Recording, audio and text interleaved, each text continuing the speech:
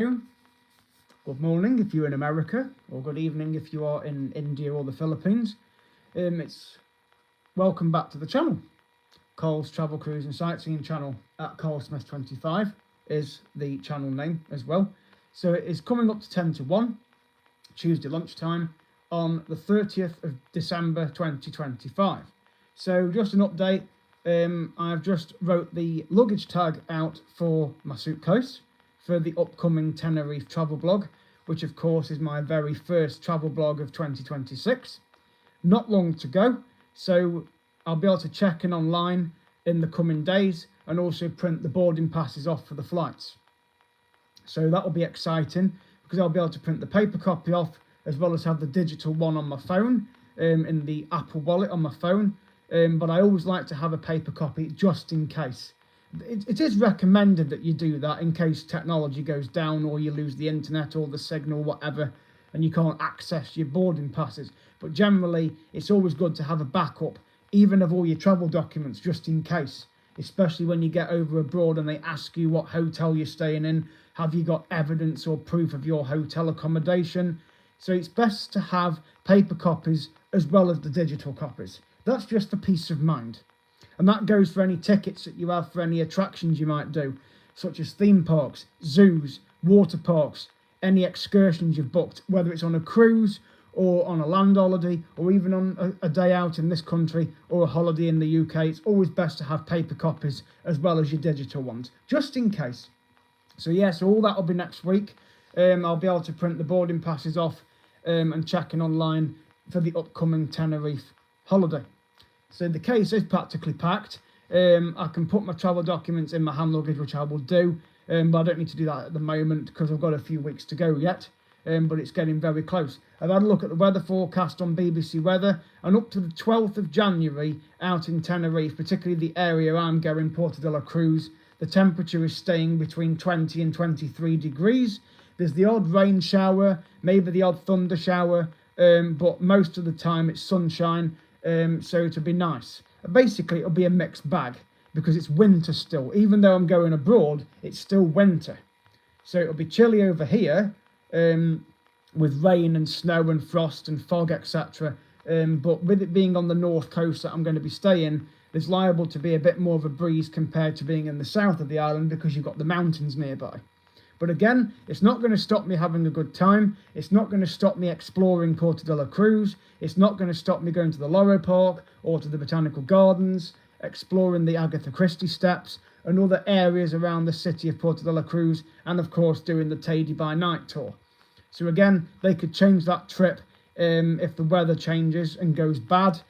So like I say, I don't want to be told, oh, we can't do it because the weather's bad, because I'm sure they'll fit it in somehow. But anyway, the main thing is I'm looking forward to going. It'll be a brand new series for the channel, and there'll be plenty more blogs coming up in 2026 as well. I've also had a look at the opening times at Twycross Zoo as well, because I do want to pay a visit to the zoo again to go and see the new capybaras. And between now and the end of March, the zoo closes at 3 p.m. So you don't get very long. In fact, it's open from 11 till 3. Between now and the back end of February, and at least, well, and even into March. So anyone that plans a trip to Twycross Zoo and even Chester Zoo, you are going to find that the zoo will be closing earlier because it is low season. Back end of March or during March, it extends to 4 p.m. and then as it gets into April, it'll extend to 5, 5:30, 6 o'clock, because obviously the nights draw out. In other words, it's lighter at night than at the moment. So because it's low season, they will close the zoos earlier. So I will try and get over to Twycross Zoo. I'd have to leave here mega early, around 9 o'clock, something like that, 9:30, to get over there for an 11 o'clock opening. But I'd rather get over there for a 10 o'clock opening because then it gives you 5 hours to explore the zoo. And with Twycross, you don't really need more than that, really. But again, they've got the new capybaras there, so I would like to go over and see them. So that'll be another excuse to go. And you now have to pay to park, which you have to pre-book when you book your ticket. With Chester Zoo, it's a lot easier because you can get the bus from the train station, and it's always nice to go over there on the train because it saves you driving. saves you getting stuck in traffic, saves you struggling to get out the car park because of everybody else going. You can just get the bus and it will take you to and from the station, or you can get a taxi from the station and go to the zoo. But I do like going on the train, and I've done it a couple of times, and it's very easy to do. So it's quite an interesting day out. But again, you need a full day at Chester Zoo. 5 hours will not be enough. You need a full 8-9 hours, which is what's going to happen when I go to the Loro Park in Tenerife. Because if I don't get to explore that in one day, I can always go to the ticket office and say, can I return tomorrow or the next day, and finish my trip off.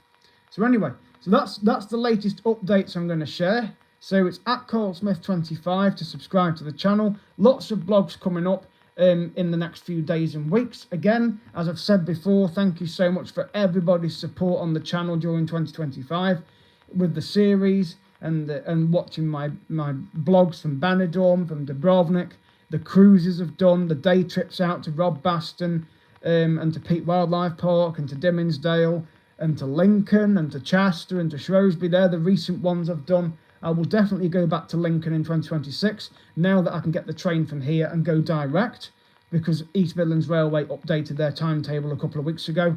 So the train times are slightly different, but I can go directly to Lincoln. So I don't have to change in Derby or Nottingham or Newark Castle. I can just go direct.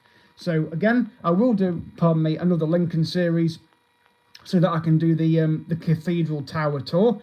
But I want to get over to York as well, and I know my brother wants to go, so that'll be another blog. I don't know when that's going to happen. I couldn't tell you. But when I do know it happens and it's happening, I will do a video and update you. But for now, the Tenerife series will be the next one coming up in a few weeks' time. I may not do another blog between now and then. It'll just be updates for the holiday and, of course, any other trips I book as well. So that'll be it. So there won't be any more blogs, unlikely, until I go on holiday. Because I've only just recently been to Peak Wildlife Park and I've only just recently been to Dimmingsdale. If I can get to Twycross Zoo before I go away, then I'll go. But again, the timings are different now. So I'd have to go early in the morning, like from 9 o'clock, as I've said, get over there and then come out the zoo at 3 when it closes. So to be a very early finish coming home, but at least it would give me a few hours of video footage. And it'll just be a series to start 2026. But as I say, I can't predict when that's going to be. It'll just happen when it happens. And of course, the weather keeps changing. So it's probably best I leave it a couple of months. But I will get over there, I'm sure. And of course, I'll head back to the Who Zoo at some point as well during 2026. But for now, the Tenerife blog is coming up in a few weeks. So I'll continue to update you on the channel for that. So at CarlSmith25 to subscribe. Thank you for watching, good afternoon, and I'll see you guys in the next video.